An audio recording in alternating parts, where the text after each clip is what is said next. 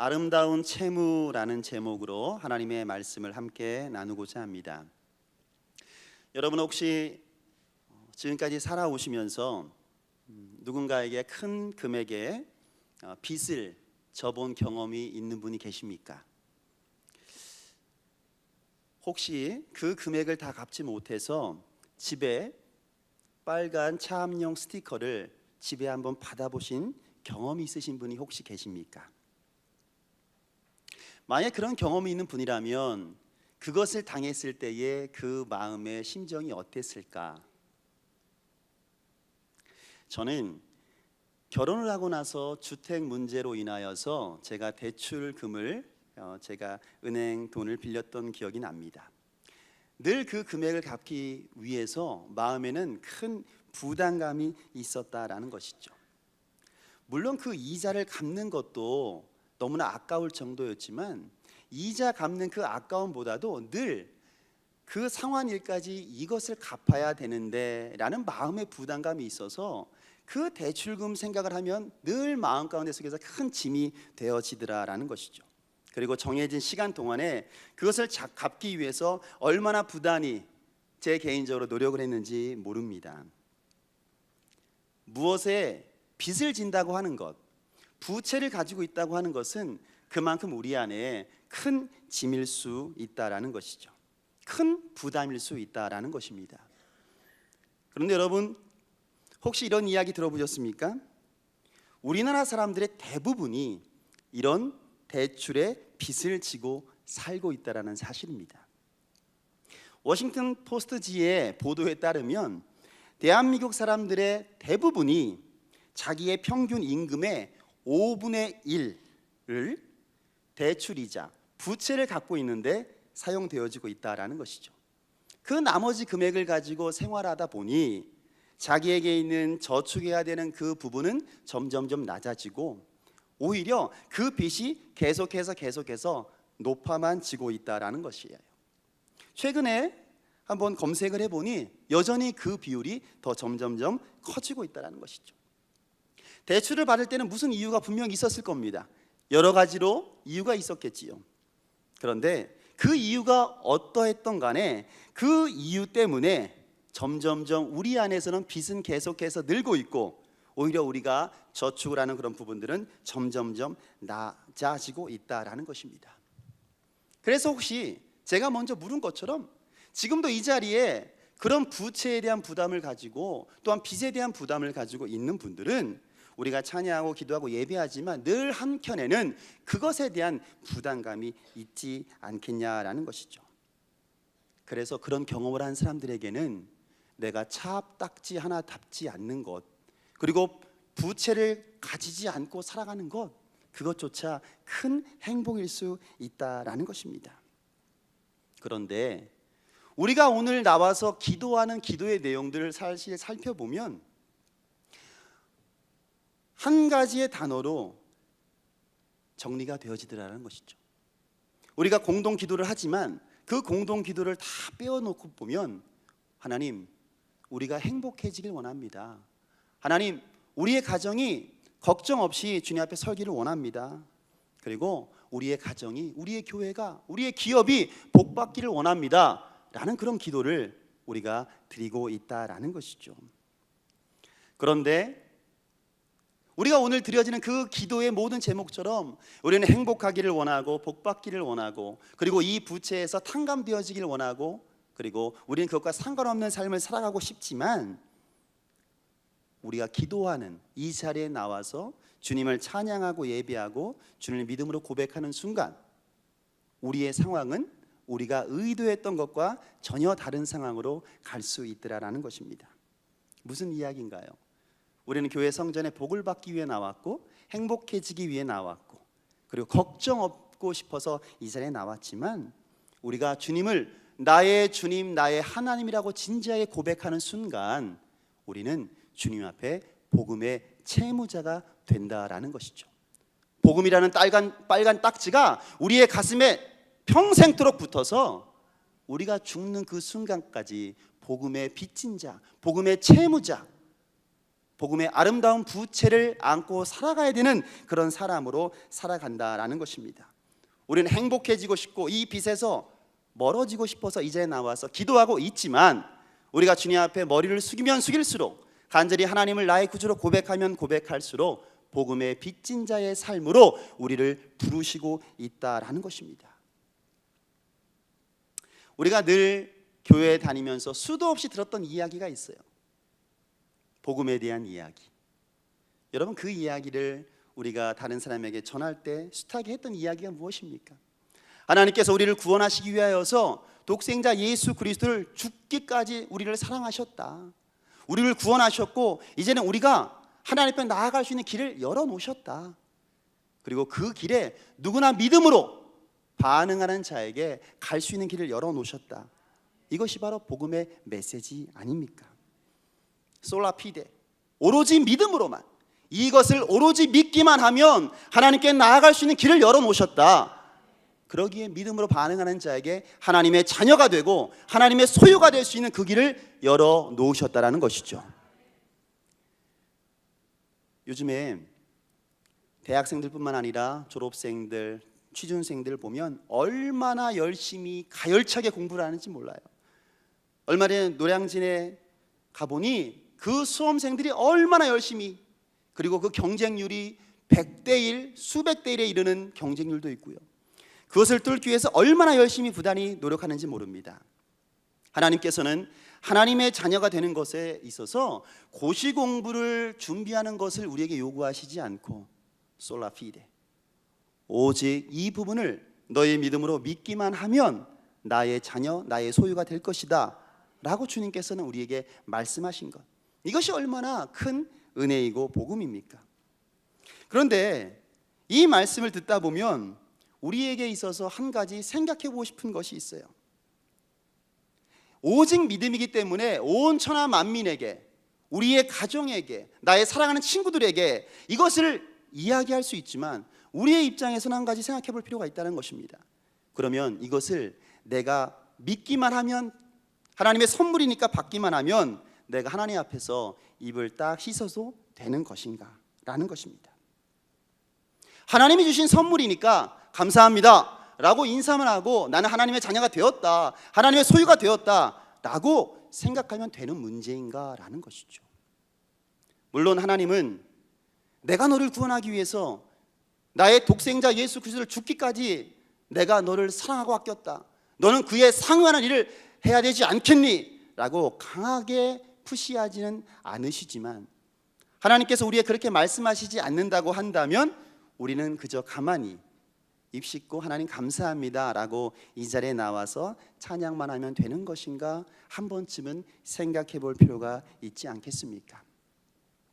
몇 년 전에 경남 사천에서 흥부전을 떠올리게 하는 한 화재의 사건이 있었습니다. 그 기사의 내용은 이래요. 횟집을 운영하던 강홍석이라는 분이 있었습니다. 그런데 그 횟집의 처마 밑에는 제비들이 제비집을 무려 15개나 만들어 놓았다는 것이죠. 그런데 그 강홍석 씨는 그 제비집을 그대로 다 치우지 않고 있었다라는 거예요. 그 해에도 제비 3쌍이 그 횟집에 날아들었다는 것입니다.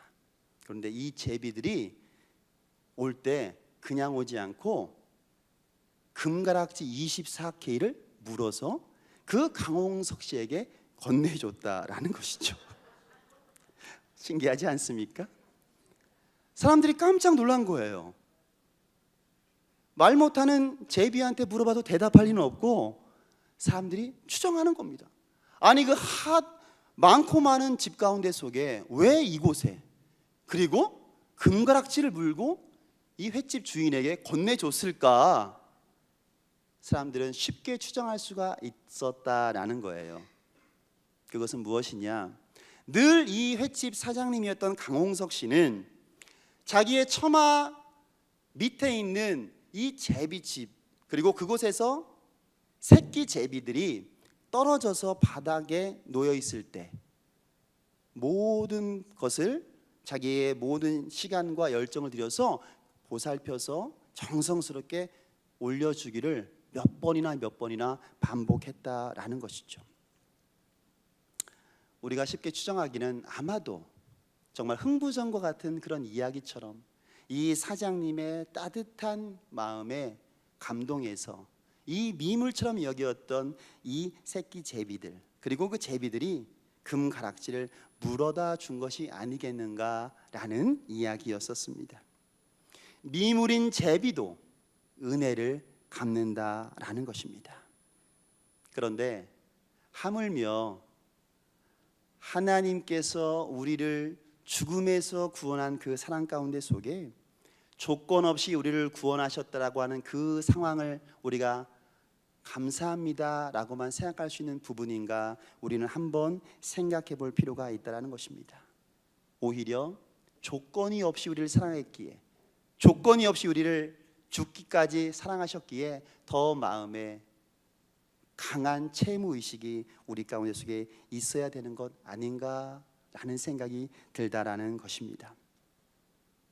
오늘 본문 말씀에 보면 하나님의 사랑 이야기가 강렬한 채무의식으로 다가왔던 한 믿음의 선진 이야기가 오늘 본문 말씀에 등장을 하고 있다라는 것입니다. 바로 사도 바울의 이야기죠. 여러분, 우리가 많이 아는 말씀이고 한 번씩 읽어봤지만 오늘 본문의 말씀에 15절 말씀에 보면 그가 왜 이 로마에 그렇게 강렬하게 가고 싶어 하는가 라는 이야기였어요. 왜 그 멀리 떨어진 로마에까지 가고 싶어 하는가, 그 이야기가 13절 말씀에 언급되지 않습니까? 내가 너에게 가고 싶어 하는 그 이유가 있다. 그것은 너희 안에서 복음에 대한 열매를 맺고 싶기 때문이다 라는 것입니다.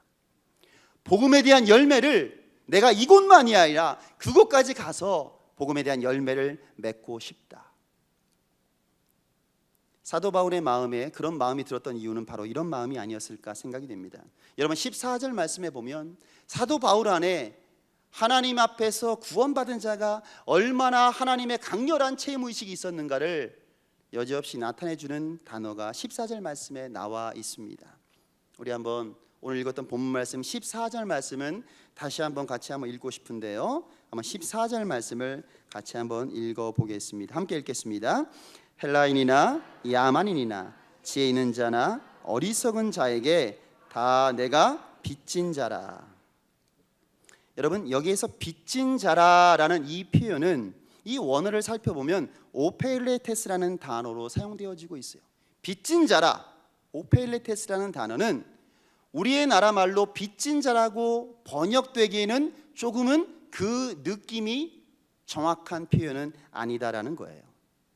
여기서 말하는 빚진 자, 오페일레테스라는 이 원어가 어디에 사용되어지느냐, 우리가 자주 암송하는 주기도문에 보면 우리에게 잘못한 사람을, 우리에게 죄 지은 자를 용서해 주옵소서라고 하는 그 죄 지은 자라는 단어가 바로 이 오페일레테스라는 단어다라는 거예요. 그러니까 바울의 마음은 이런 것이 아니겠습니까? 내가 복음에 대한 빚을 지었다는 차원은 단순하게 이 복음에 대한 빚을 지었다는 것에 채무에 대한 부분만을 이야기하는 것이 아니라, 바울의 입장에서 보면 나를 구원하기 위하여서 독생자 예수 그리스도가 죽으셨다. 좀 더 적나라하게 말하면 나 때문에 내가 예수 그리스도를 죽인 잘못한 자라고 바울은 이야기하고 있다라는 것입니다.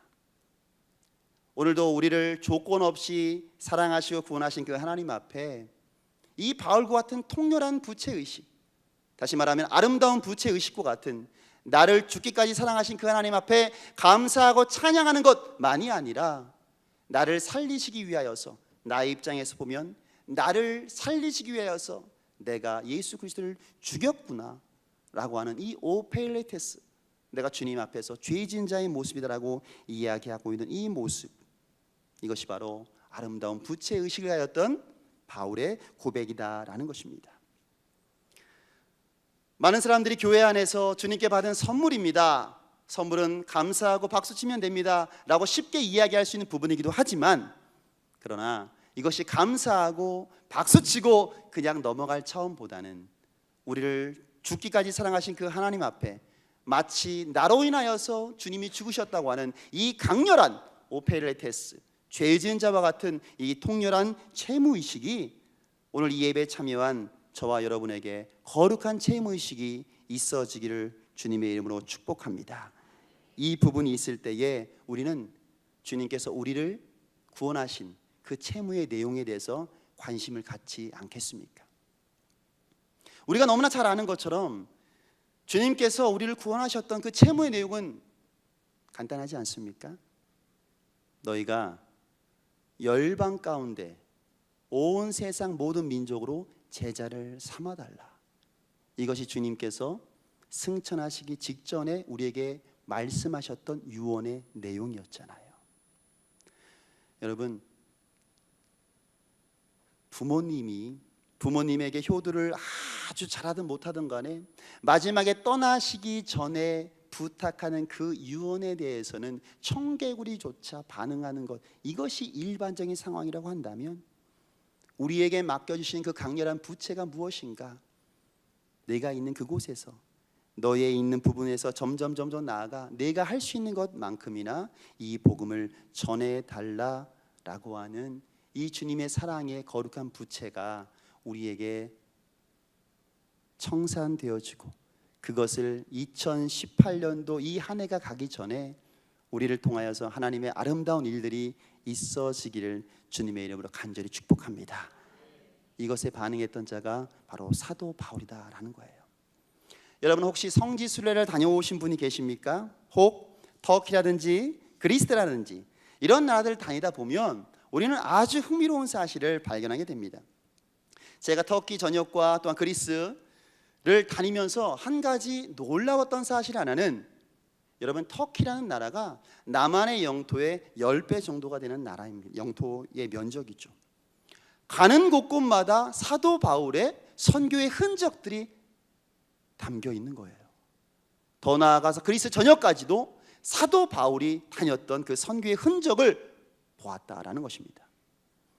여러분, 기껏 해봤자 그 당시에는 자동차가 있었겠습니까? 아니면 비행기가 있었겠습니까? 기껏해야 나귀 정도가 아니었겠어요. 그런데 그 전역을 사도 바울이 걸어서 주님의 복음을 전했다라는 것입니다. 데살로니가, 빌립보, 고린도, 또 우리가 잘 아는 아테네, 이 모든 전역을 걸어서 예수 그리스도의 복음을 증거하며 다녔던 사람, 그가 왜 걸어 다녔을까요? 왜 그렇게 그 전역을 누빌 수밖에 없었을까요? 그에게 있었던 거룩한 이 아름다운 부채를 주님 앞에 영광으로 올려드리고 싶었던 우리 믿음의 선진의 고백이 아니었겠습니까? 사도행전을 읽다 보면 사도행전 18장 1절 말씀에 보니 이런 말씀이 나와요. 아테네에서 고린도로 사도 바울의 선교팀들이 이동을 하게 되죠. 여러분이 이 말씀을 아마 숱하게 읽었을 것입니다. 사도행전 18장 1절 말씀 읽다 보면 읽는데 몇 초 걸리지 않아요. 그런데 여러분, 그거 아십니까? 이 사도행전 18장 1절에서 이야기하고 있는 이 아테네에서 고린도로 이동되어지는 그 길이가 무려 80km가 되어지고 있다라는 것입니다. 그리고 그곳이 항구 도시였기 때문에 그 항구 해안가가 바로 리아스식 해안이었어요. 리아스라는 말은 양의 창자를 이야기합니다. 그래서 양의 창자처럼 굉장히 구불구불해요. 즉 다시 말하면 이 리아스식 해안이었던 이곳이 키로로 환산해 보면 대략 15,000km가 되어지는 거리였다는 것이죠. 당시에 수십 일을 걸쳐서 걸어야만 했던 거리, 우리는 너무나 쉽게 몇 초 만에 읽어버리는 그 거리가 사도 바울은 수십 일 동안 복음의 빚진 자의 사명을 감당하기 위하여서, 복음의 부채를 갚기 위하여서 그토록 걷고 찾아가고 했던 그 사람, 이유는 무엇이었습니까? 간단합니다. 복음을 전하기 위해서, 주님께서 우리에게 맡기셨던 복음의 부채, 거룩한 부채를 감당하기 위해서 그는 걸었다라는 것입니다. 사도 바울의 이야기를 듣다 보면 여러분, 문득 떠오르는 사람들이 있지 않습니까? 여러분이 사도 바울에게 직접 복음을 듣지는 못했지만 그의 헌신과 그의 노력을 통하여서 수많은 사람들에게, 수많은 나라에 복음이 증거되었고, 그리고 여러분을 이 자리에 사도 바울과 같이 세우기 위하여서 믿음의 동역자로 믿음의 통로로 세우기 위하여서 그토록 수고했던 사람들의 헌신과 아름다운 모습들이 여러분 모두에게 있지 않습니까? 어떤 사람은 여러분의 가정일 수 있고, 어떤 사람은 여러분의 선생님이었을 수도 있고, 어떤 사람은 여러분을 그토록 눈물을 위해 기도하던 친구였을 수 있고, 그 사람들의 수고와 헌신이 있었기에 우리가 오늘 이 자리에 있는 줄 믿습니다. 사도 바울과 같은 헌신, 포기하지 않고, 주님이 우리를 포기하지 않으셨기에, 주님이 그를 포기하지 않으셨기에 우리도 포기할 수 없다는 마음을 가지고 우리에게 찾아왔던, 우리를 기다렸던, 우리가 그토록 냉소적으로 반응해도 우리를 포기하지 않고 눈물로 기도했던 그 수많은 믿음의 사도 바울과 같은 사람들이 있었기에 오늘 우리가 이 자리에 있는 줄 믿습니다.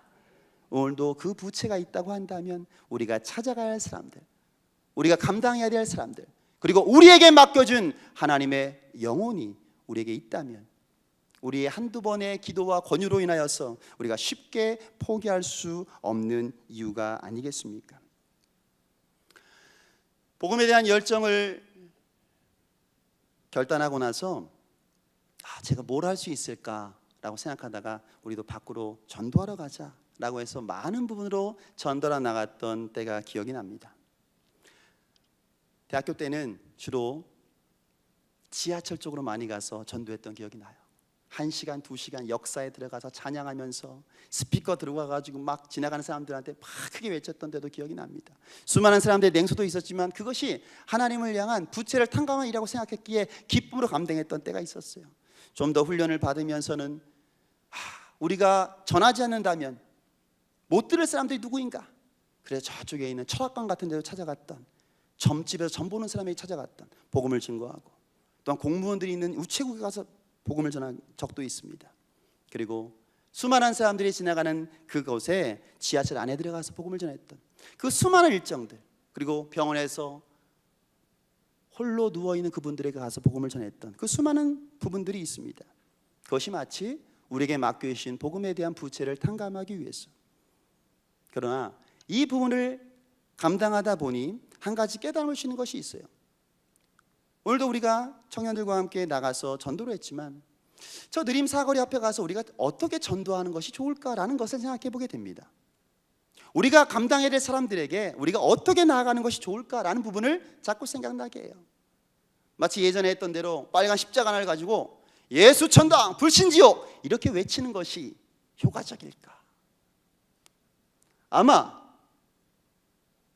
지금 저 시장가에서 십자가를 들고 예수 천당 불신지옥 이렇게 한 30분 정도를 외치다 보면 그 부분에 크게 감명한 사람들도 분명히 있을 것 같습니다. 그런데 오히려 그 부분에 적대적으로 반응하는 사람들도 많을 거라는 생각을 하게 됩니다.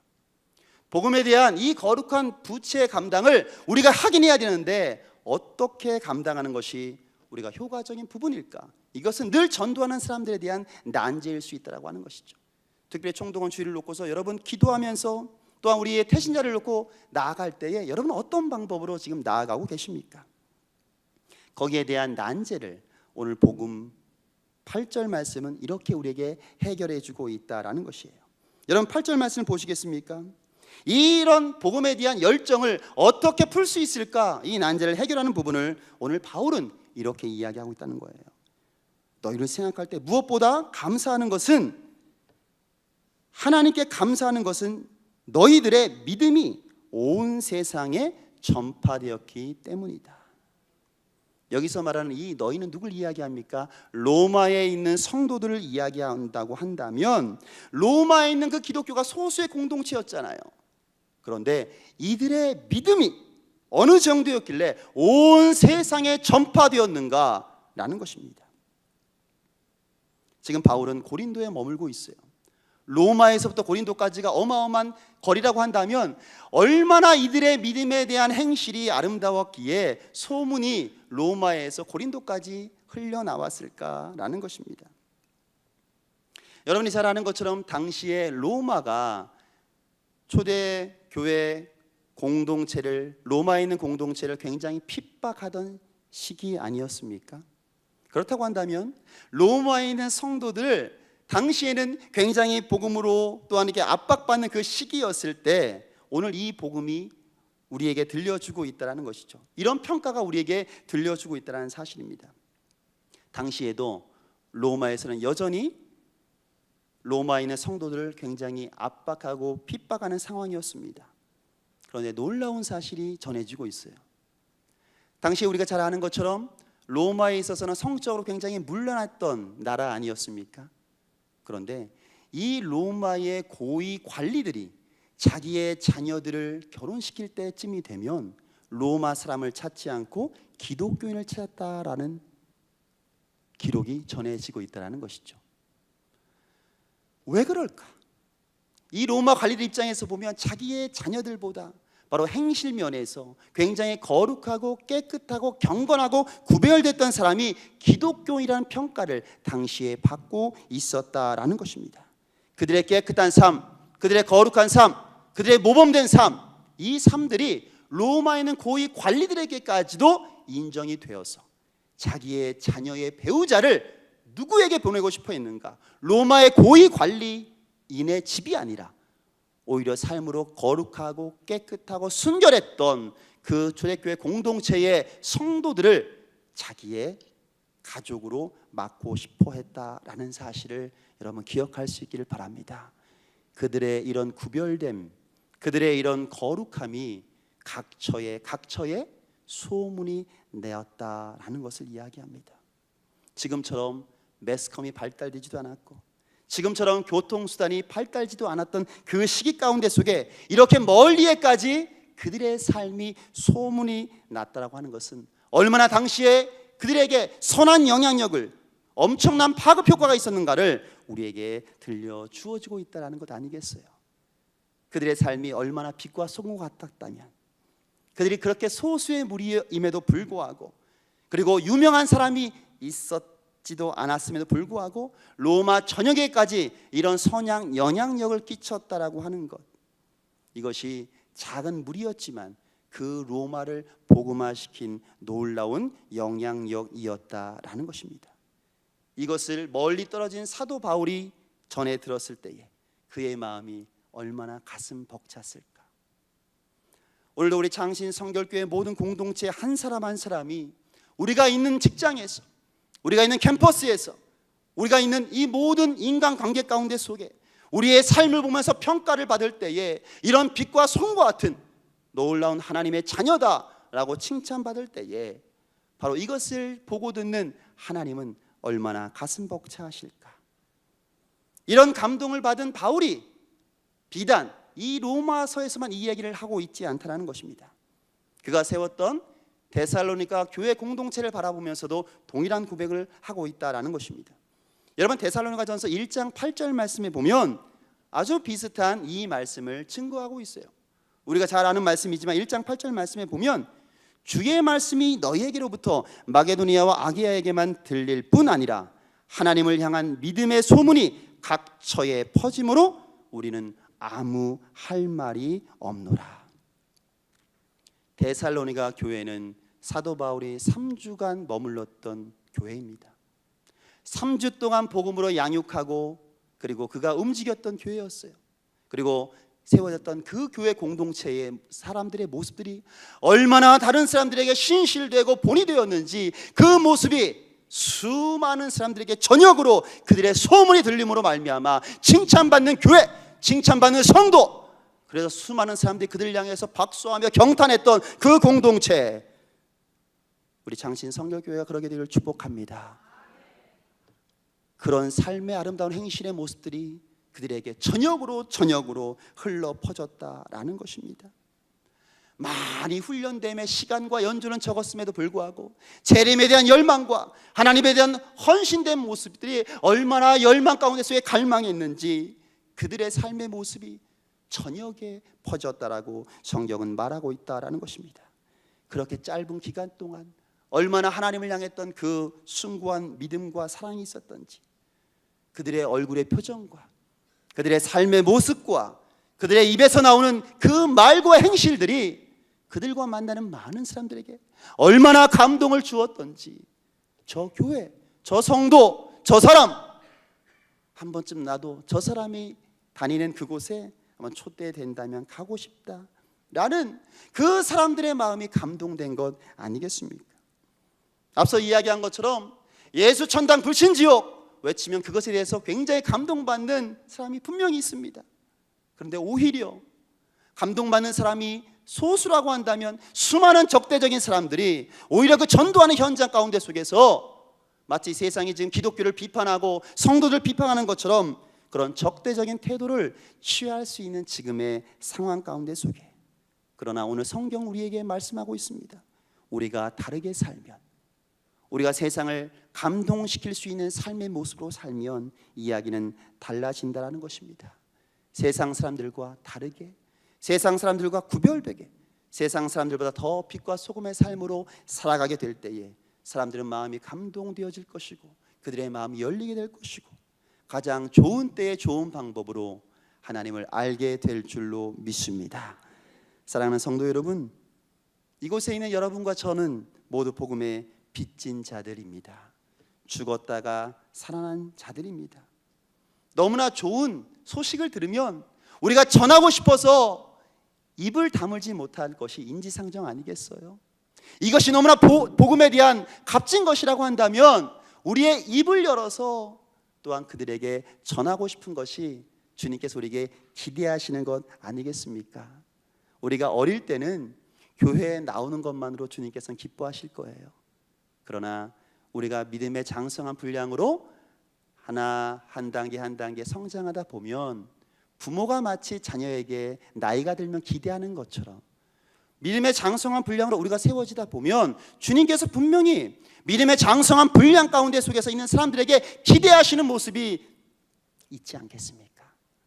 우리가 출석하는 것만으로가 아니라 정말 이것이 진정한 소중한 것이라고 생각한다면 나의 손과 발이 되어 이것을 감당해 줄 수 없겠니? 라고 하는 우리의 영적인 부모 되신 하나님의 마음을 헤아릴 수 있는 저와 여러분 모두가 되기를 주의 이름으로 축복합니다. 이 소문을 우리가 마음 가운데 품고 바울이 우리에게 다가왔던 것처럼, 우리의 믿음의 선진들이 우리를 그토록 포기하지 않았던 것처럼, 우리에게 찾아왔던 것처럼, 기대했던 것처럼, 인내했던 것처럼, 손을 잡아줬던 것처럼, 동행했던 것처럼, 눈물을 흘려 기도했던 것처럼 우리가 품고 기도하는 사람들에게 우리가 포기하지 않고 그들을 향해서 기도하며 주님 앞에 나아갈 수 있는 저와 여러분이 되기를 주의 이름으로 간절히 축복합니다. 그러게 주님을 사랑할 때 우리가 전도할 수 있고 우리가 주님을 순종하며 나아갈 때에 이것이 억지로가 아닌 우리의 기쁨인 줄로 믿습니다. 오늘 우리가 주님 앞에 받은 이 거룩한 채무가 2018년도가 다 지나기 전에 하나님 앞에 한 영혼을 주님 앞에 올려드리며 나아갈 수 있는 이 거룩한 일에 저와 여러분이 아름답게 쓰이기를 축복합니다. 우리의 변화된 얼굴의 표정, 우리의 변화되어진 삶, 우리의 언어, 우리의 행실, 그래서 입으로만 전도하는 것으로 끝나지 아니하고 거룩한 삶의 행실을 통하여서 하나님의 축복의 통로로 우리 모두가 쓰여지게 된다면 하나님께서 우리 창신 성결교회를 바라보시면서 얼마나 기뻐하시겠습니까? 오늘도 주님 앞에 기쁨이 되어지기를 소망하는 마음으로 이 거룩한 하나님의 복음의 채무를 우리가 기쁨으로 감당하며 나아갈 수 있는 우리 모두가 되어지기를 주님의 이름으로 간절히 축복합니다. 우리 아까 했던 찬양 한 곡을 드리고 나서 함께 기도하는 시간을 갖고 싶습니다. 우리 앞서 8시부터 찬양하실 때에 나 주의 믿음 갖고 우리 찬양을 힘있게 찬양했습니다. 하나님, 우리는 부족하고 연약하고 때로는 우리의 힘으로 할 수 없는 것이, 할 수 있는 것이 아무것도 없음을 바라보면서 낭망, 좌절, 낙심할 때가 있지만 주님을 붙드는 이 믿음을 가지고 주님과 동행함으로 말미암아 이 귀한 사역에, 이 거룩한 아름다운 부채를 우리가 감당할 수 있는 나 자신과 우리 거룩한 창신 성결교회 공동체가 되게 해달라고